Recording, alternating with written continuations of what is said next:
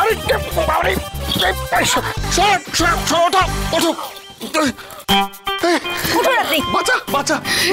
দিদিমণি আমি না ভুল করে পড়ে গেছিলাম, আমি যাই গিয়ে নেতা বলতে নিয়ে আসি। আমি যাই। ভুল করে পড়ে গেছিলাম মানে কি সাহস আমার দিকে দেখছিস কেন? চাপা না কি তুই আমার চাপাচাপি করছে? আমি কি? চুপ করে এখানে দাঁড়িয়ে থাকবেন, কোনো দিকে নড়াচড়া করবেন না। ওই মেয়েটা চাপা, ওর থেকে না দূরে থাকবেন আপনি, ঠিক আছে? ইচ্ছে করে আমি আপনার গায়ে কেন পড়ে যায় বলুন? আমি জানি। কি বলুন? চাপা শোনো, বলছি যে এই মন্দিরের ভেতরের আওয়াজগুলো কবে থেকে শোনা যায়?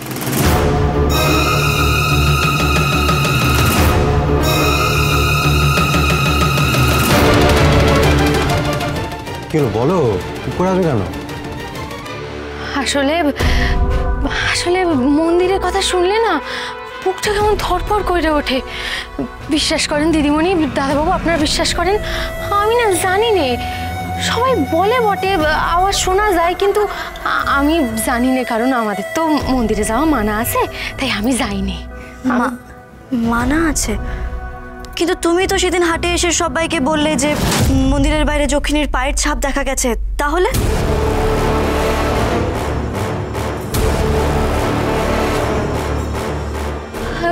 হ্যাঁ হ্যাঁ দিদিমণি, আমি বলেছিলাম তো, ঠিকই বলেছিলাম। আসলে আমি সেদিন মন্দিরের পাশ থেকে যাচ্ছিলাম, তাই দেখেছিলাম। তাছাড়া আমি এমনি মন্দিরে যাইনি, সবাই সবাই মানা করে রেখেছে তো, তাই যাইনি। বলছি দিদিমণি, আমি না যাই গিয়ে বালতি নেতাগুলো নিয়ে আসি, যাই আমি।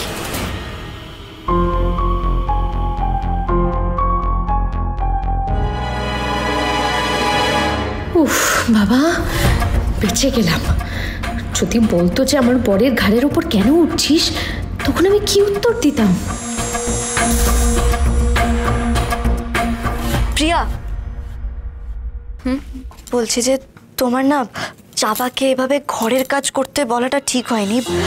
কারণটা শোনো, বললাম না যে মন্দিরের বিষয়টা গ্রামের কাউকে বলা যাবে না, সেই জন্য। বাহ, এখন পুরো দোষটা আমার হয়ে গেল। আমি ঠিক এই কারণেই এসব জায়গায় আসতে চাই না, আমার ভালো লাগে না, কোনো ব্যবস্থা নেই, কোনো হাউসকিপিং নেই, মানে ডিসগাস্টিং। উফো, এই সবেতে তোমাকে একটা ঠাকুমাগিরি করতেই হবে, তাই না? তাই ঘরের এতগুলো কাজ কে করবে? আমি আর প্রি? না না না না না না না, রেডিও দিদিমণি কেন করতে যাবেন? উনি সব কাজ, আমি আছি তো, আমি করে দেবো। আরে বাবা, কোনো কাজ কি ছোট নাকি? কথা সোম থেকে রবি প্রতিদিন সন্ধ্যে ৭টায় স্টার জলসায় ও ডিজনি প্লাস হটস্টারে।